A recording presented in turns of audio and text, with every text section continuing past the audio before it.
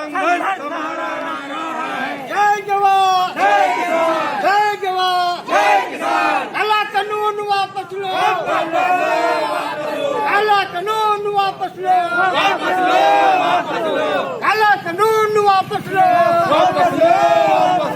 गुंडागिरी नहीं चलेगी, नहीं चलेगी, नहीं चलेगी, गुंडागिरी नहीं चलेगी, नहीं चलेगी, नहीं चलेगी। लाठी डंडा की सरकार नहीं चलेगी, नहीं चलेगी, लाठी डंडा की सरकार नहीं चलेगी, नहीं चलेगी। काला कानून वापस लो, वापस लो, वापस लो, काला कानून वापस लो, वापस लो, वापस लो।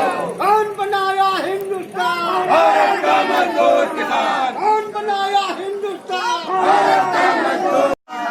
जय जवान जय किसान, किसान एकता जिंदाबाद, किसान एकता जिंदाबाद, किसान एकता जिंदाबाद।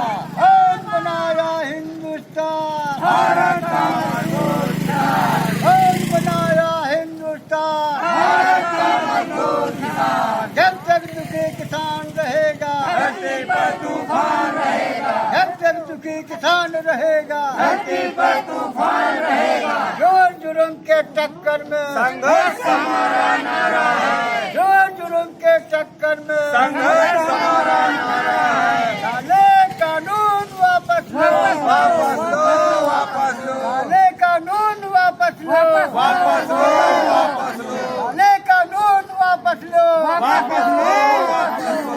गुंडागर्दी नहीं चलेगी, नहीं चलेगी, नहीं चलेगी, गुंडागर्दी नहीं चलेगी, नहीं चलेगी, नहीं चलेगी, गुंडागर्दी नहीं चलेगी, नहीं चलेगी, नहीं चलेगी। किसान एकता जिंदाबाद, किसान एकता जिंदाबाद, किसान एकता जिंदाबाद। जब तक दुखी किसान रहेगा, धरती पर तूफान रहेगा। कौन बनाया हिंदुस्तान? भारत का मजदूर किसान। कौन बनाया हिंदुस्तान? भारत का मजदूर किसान। कौन बनाया हिंदुस्तान? भारत का मजदूर किसान। किसान एकता जिंदाबाद, किसान एकता जिंदाबाद। काले कानून वापस लो, वापस लो, वापस लो, काले कानून वापस लो, वापस लो, वापस लो। साथ में नए 3 कृषि कानून बनाए हैं और इसके बारे में सारे देश के किसान विरोध में हैं। हमने पिछले 30 साल से किसी भी इस तरह के कानून की मांग नहीं की थी। भाजपा सरकार 2014 में अपने घोषणा पत्र में ये कह के आई थी कि हम स्वामीनाथन आयोग की रिकमेंडेशन को लागू करेंगे। उसने हलफनामा दायर किया सुप्रीम कोर्ट में कि हम ये नहीं दे पाएंगे और सरकार में बयान करते हैं कि हमने वो दे दिया। हमको जो हमारी मांग थी, जो सरकार का वादा था, उन्होंने वो तो पूरा नहीं किया। ऊपर से किसानों को खेती से बेदखल करने के लिए 3 कानून लाए और चौथा नया कानून बिजली अधिनियम 2020 आने वाला है, जिसमें किसानों को भी उसी रेट में बिजली मिलेगी जो उद्यमियों को मिल रही है, उद्योगपतियों को मिल रही है। इसका विरोध पिछले 2 महीने से देश के विभिन्न स्टेट्स में हो रहा है, प्रांतों में हो रहा है। पंजाब और हरियाणा के किसानों ने इसका घोर विरोध किया और अखिल भारतीय किसान संघर्ष समन्वय समिति ने ये ऐलान किया कि हम अपना विरोध प्रदर्शन 26 और 27 नवंबर को दिल्ली के जंतर मंतर पर करेंगे। दिल्ली सरकार, दिल्ली पुलिस ने हमको उसकी अनुमति नहीं दी। किसान जब दिल्ली में आ रहे हैं तो दिल्ली के चारों तरफ खाई बना दी गई है, सड़कें खोद दी गई हैं, बैरिकेड्स लगा दिया गया है। इस तरह की ठंड में किसानों के ऊपर वाटर कैनन और आंसू गैस के गोले छोड़े जा रहे हैं। इस देश को बनाने वाला भारत का किसान और मजदूर, उसके खिलाफ भारत सरकार उसको गुलामी की तरह ईस्ट इंडिया कंपनी की पुनर्स्थापना भारत में करने जा रही है। दिल्ली में चल रहा किसानों का विरोध प्रदर्शन, उसका अमेठी में जय किसान आंदोलन विरोध करता है भारत सरकार की कार्यप्रणाली का। उसने किसानों के साथ जो दुर्व्यवहार किया, उनके ऊपर पानी छोड़ा, उनको वाटर कैन, उनको दिल्ली आने से रोका, हमारे संवैधानिक अधिकारों का हनन किया। आज मैं आपके माध्यम से यह आग्रह करने आया हूं कि भारत सरकार को जय किसान आंदोलन अमेठी का संदेश भेज दीजिए कि ये प्रोटेस्ट जब तक दिल्ली में अखिल भारतीय किसान संघर्ष समन्वय समिति के नेतृत्व में चलेगा, हम घर घर अलग जलाएंगे और किसानों को सरकार की नीति और किसानों के हितों के प्रति जागरूक करने की मुहिम चलाएंगे। और ये आंदोलन हर किसान का होगा, हर नागरिक का होगा। सरकारी नीति हमारी रोटी को पूंजीपतियों को तय करने की है।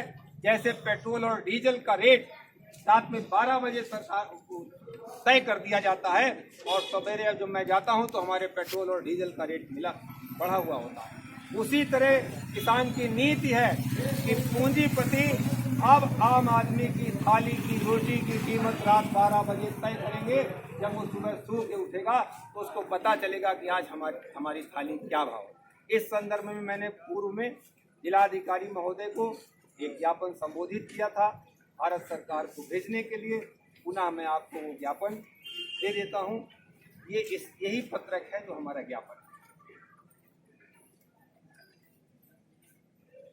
दूसरी बात ये कि जय किसान आंदोलन ने अमेठी में हो रहे धान खरीद में भ्रष्टाचार के विरुद्ध एक सेल का गठन किया है जो मंडी समिति जायज से निरंतर काम करे।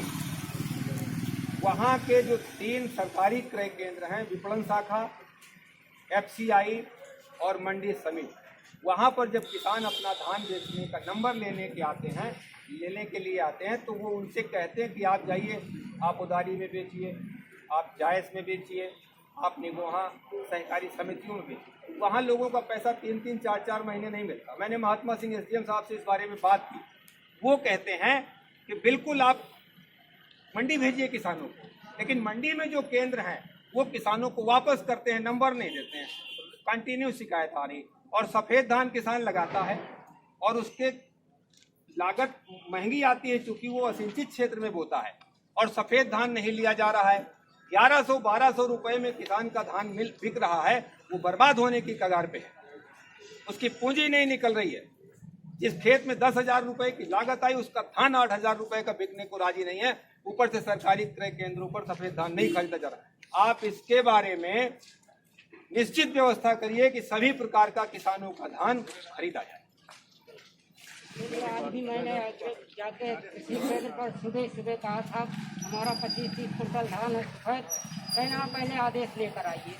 कहाँ से आदेश? SDM साहब कहते हैं कि सारा धान खरीदा जाएगा, क्रय केंद्र लेते नहीं है। ये क्या अंडरस्टैंडिंग है सरकार और अधिकारियों और क्रय केंद्र प्रभारियों के बीच में? इस बात पे कोई स्पष्ट कौन सा ऑर्डर चाहिए बताएंगे ना?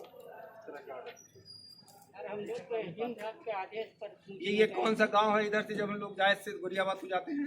गोरियाबाद को जाते हैं। हाँ, ये तो मौलवी कला में साहब एग्रो का केंद्र है और उसने अभी तक 20 कुंटल नहीं खरीदा। नोट कर लीजिए आप और चेक करा लीजिए। उसको कांटा मंडी में लगवाइए। वो सिर्फ व्यापारियों से खरीदता है, सिर्फ व्यापारियों का तिलोई का है, जायज में है वो एग्रो का। इसी तरह सहकारी समिति निगोहा, सहकारी समिति उदारी सराय महसा, ये सारे क्रय केंद्र जो है मिलर से सीधा कांटेक्ट है। किसान की जोत बही ले लेते हैं, खसरा खतौनी ले लेते हैं, 300, 400, 500 रुपए कुंटल कमीशन आज भी ले रहे हैं।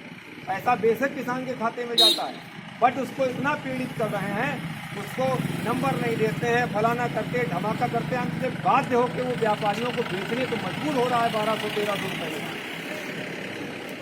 इसमें पारदर्शी नीति बनाई। देखिए हमारे जो नेशनल कॉल है उसका तो मैंने आपसे पहले निवेदन किया, लेकिन अमेठी में जो करप्शन की समस्या है और इस समय धान खरीद की है वो बेहद दुखदायी और निंदनीय है। और इस पे जिला प्रशासन आंख मूंदे बैठा हुआ है। SDM साहब से मैंने जब कहा उस केंद्र के बारे में तो उन्होंने कहा ये तो 7 साले बेईमान है, इनका कोई ठिकाना नहीं है, पैसा नहीं देंगे, ये नहीं करेंगे। वो खुद प्रभारी कहता हमारे यहाँ 1 महीना पैसा नहीं मिलेगा, लेकिन जब मंडी में जाते हैं तो वहाँ खरीदते नहीं है।